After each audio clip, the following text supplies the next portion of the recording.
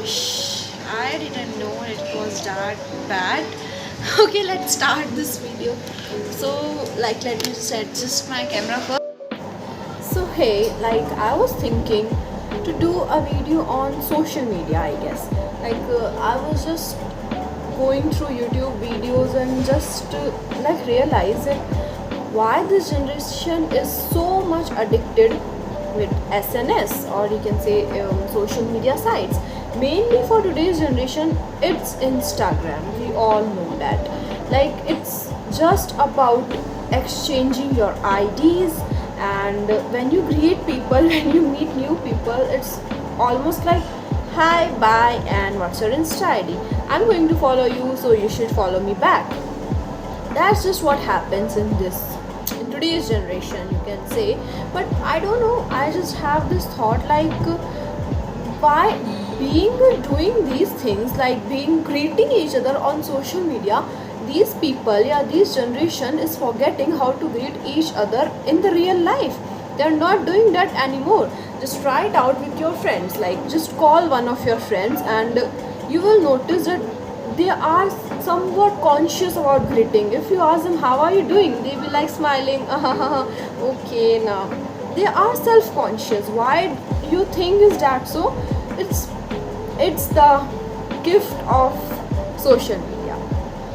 We are all when I ask my sister, why are you liking every post you are seeing, she'll be like, oh, that's the rule of it. If you see someone's story, then you have to like the story. I was like, what?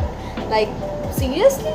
And you have to tag everyone's on their birthdays and all, and this is some serious shit going on, and we are super duper neglecting it.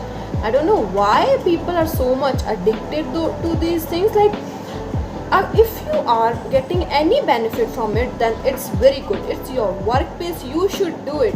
But I'm not going to do anything unless I'm getting something from it. I'm gaining something from it. I am gaining some life values from it.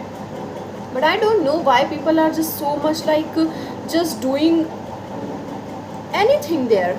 It's fun, it's good for timing if you're using it for your fun purpose, for just a little bit of happiness and just random things. That's okay, and that's totally normal, that's totally good. But when you don't know when you are going to get so addicted to it, you started it for your little happiness, but you will never know when it is going to end up, you are going to end up addicting to that. So that's the point. How you can quit it? Simply first try to ignore, silent your notifications on it, or just delete them, log out of it, and try to do it for 21 days. 21 days, and then you are going to get a hold of it. You will not be that much addicted to it. It's we all know it's a scientific time period. If you want to get attached to something, if you want to leave a bad habit, or you want to start a new habit, 21 days is a good time period, I guess. So that's one thing you can do. But literally just don't do it blindlessly, doing something, following each other. Seriously, I have seen many people, they are just like, what's your Instagram ID? And sometimes I say I don't have Insta, and they be like, what? Many people ask me why you don't have Instagram or any social media, but it's just because I'm not liking it. I'm not liking the phase that's happening there, the situation that is creating. It's so toxic. Unless I'm going to benefit from it, I'm not going to do it. And I might change my thoughts somewhat. It's good for a certain amount of period if you want to just joke around or have fun. Everyone's definition of happiness is also different. You can't stereotype it in a single thing that happiness is this. No, it's different from everyone. It's different from every person. So it can be a mode of happiness for some people, but you will never know when it's going to be on your mental health or on your real life. Your real life is going to convert into a virtual one. You have thousands of friends online, but you don't even have a single one in your real life. That's you want. I don't think that's a good life to live, right? So just try to get out of the trap. Don't go in the norm of I will get this much followers and all, unless you're benefiting from it. I am not against anything social media unless you are getting benefit from it, right? And let me tell you what I find. Like, my sister was writing something like psychological assessments, life values, and all these things, and I find that it can also be a great topic. Like, what is your personality? First of all, like the way you talk, the way you walk, or your things you do at your work, how you interact with your colleagues and friends, that's what define what kind of personality you have. And the personality you have, like it is ignorant, arrogant, or you have a charming personality which you attract every people in the room, you are the like talk of the room when you enter. These are some things, these are what some things about your personality.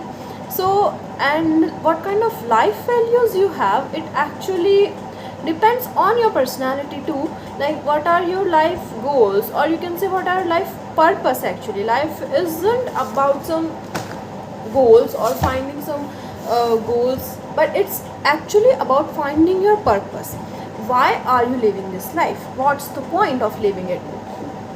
Like, what's your purpose is. And let me tell you, your life purpose isn't about like settling for a job or achieving some financial goals. It's actually more than that. I have seen this documentary film on a person on, and I can't remember her name, but because she was chronically ill patient, and hospital was her second home basically.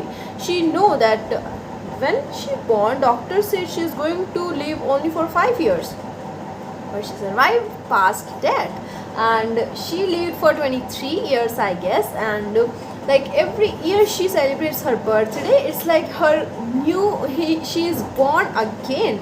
That's so pretty. Like, her life values were so good. Even she know that she is going to die, she don't have that much of time, still she was very happy with her life. She has to carry this or that oxygen mask with her every time, like, instead, but still she was trying to live her best with the time she have. So why don't we try to be like people? Why don't we try to become people like them? People who know that they are going to die, still they live very perfectly, and we have everything. Then why can't we become like them? The people who are so good in living, we need to learn, we need to adopt that life purposes, like living in every moment, not to see like what's going to be happen tomorrow or in the future. Life is actually in the present moment. It is meant to live in the present moment. So how you can do that?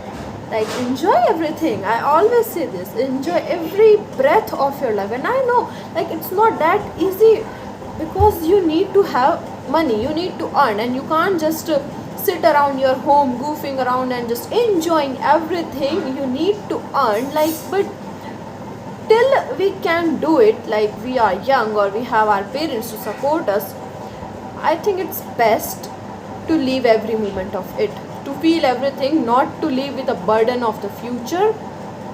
It is going to be how it is already written. I believe in these things. So I think we shouldn't do this, like taking too much tension about everything. You have to focus on present and learn from these people who are surviving every day, knowing they don't have that much of time. I think it's pretty much good thing they are doing. They are teaching people like us how to live, how to actually live.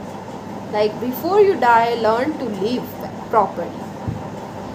And the purpose I was talking about, it's like I always think that I will organize a charity kind of donation kind of things for people who are sick, who are terminally ill patients. Like, that's what I learned from that movie. providing something to the society, providing back to the our earth, our mother nature, or people who need things.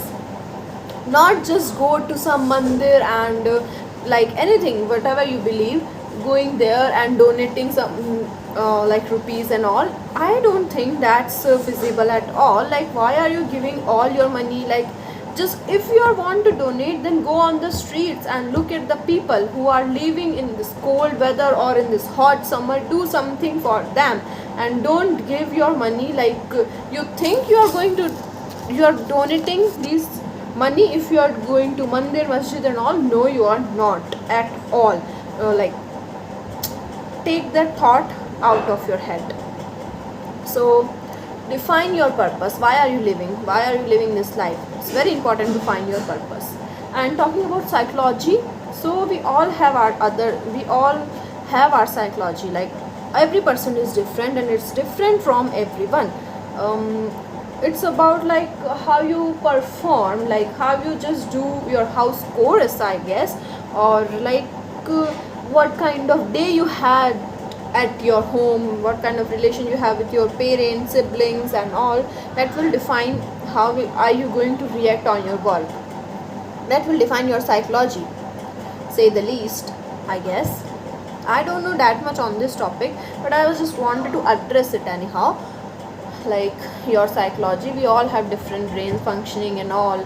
So that's, I guess, the point. And let's try to not actually be a slave of social media and use it wisely in our works. And there's this thing called chat gpt and all. We can use them to make our life easier, and use the good side of social media, not the negative side. Don't be a consumer at all. Like, try to be a producer. And there's this thing, if you want to be a good producer, then you need to be a good consumer first.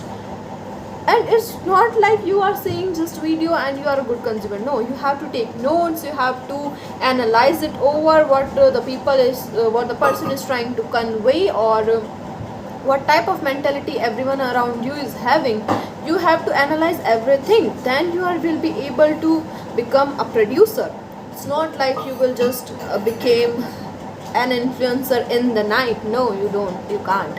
And it's very hard to actually ignore these things because everyone is doing it. Let's try to, like, okay, we will try we will try to ignore it with the best we can. So I will see you in the next one. Consider subscribing if you liked it. Thank you.